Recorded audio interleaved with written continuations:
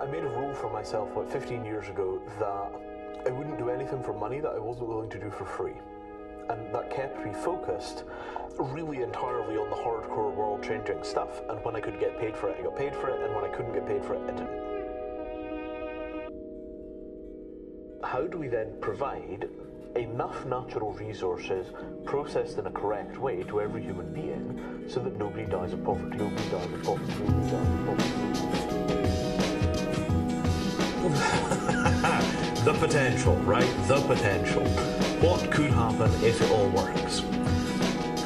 The reason that we can't seem to get sensible policy out of the world is because we've got 200 or 300 or 500-year-old institutions running on archaic technology.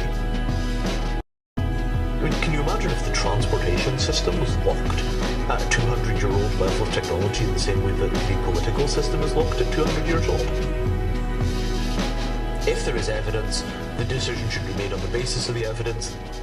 Slow, methodical, diligent work towards long-term freeing of humanity from fear.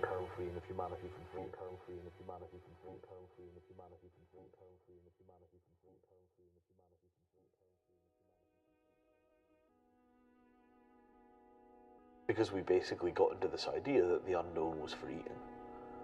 You know, the unknown was not for resting on, it was not for staring at, it was not for worshipping, it was for eating. We're going to eat the unknown and we're going to make science with it. In an age when, you know, some pissed off Palestinian 50-year-old could, you know, print out a copy of the smallpox virus in 20 years and just release it. And I really wonder sometimes whether the entire kind of surface of the war on terror that we see on the news is actually just a cover for something which is actually about biological weapons. Could you figure out how to make a geodesic dome with no waste? And I was sort of like, oh, it's a really interesting question. And I spent about 6 months off and on trying to optimize Buckminster Fuller math, didn't get anywhere with it, gave up. This is too hard, don't know how to do it. 6 years later, when I was in Colorado, somebody asked me, you know, could you make a refugee shelter that could be taken apart, transported, and then put back up again? And about 15 minutes later, I had the hexagon on the back of a napkin. We're taking the shared stuff of humanity and we're mangling it in ways which are absolutely undemocratic because the people affected by the mangling of the climate are not actually getting a vote on what happens. It seems improper to me at a very basic level that anybody should die for lack of material stuff within the parameters of the material stuff that every human being could have without depriving anybody else of their basic stuff. I haven't even talked about how the rising tide of technology is going to pull people out of poverty in 20 years, but it is. It could all work out pretty well. You know, this whole Mars thing is running along excellently. The knowledge that we might wipe ourselves out has gotten really deeply soaked into our deep minds.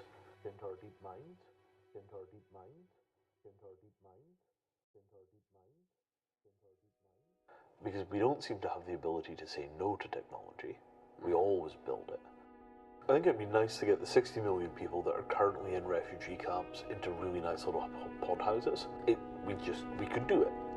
We need this to survive as a species because we've got to deal with global warming, nanotechnology, biotechnology, 10 billion human beings sharing a little planet, and the politics of interplanetary and then interstellar colonization. All that's happening within your lifetime and mine. There's a kind of traditional New Age certainty that there's kind of, you know, species level awakening coming and all the rest of this sort of stuff. You know, this sort of Terence McKenna vibe, and I'm sure you've heard that until you're just purple in the ears. I don't think it's that, and I don't think it's Marxist historical inevitability or any of that stuff. What I think is coming is a species level panic response.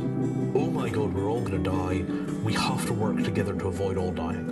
There's a book called Paradise Built in Hell about spontaneous cooperation after large-scale natural disasters. And I think that there's a pretty decent chance that we're going to experience a moment like that in response to the man-made disasters that we're currently beginning to live in.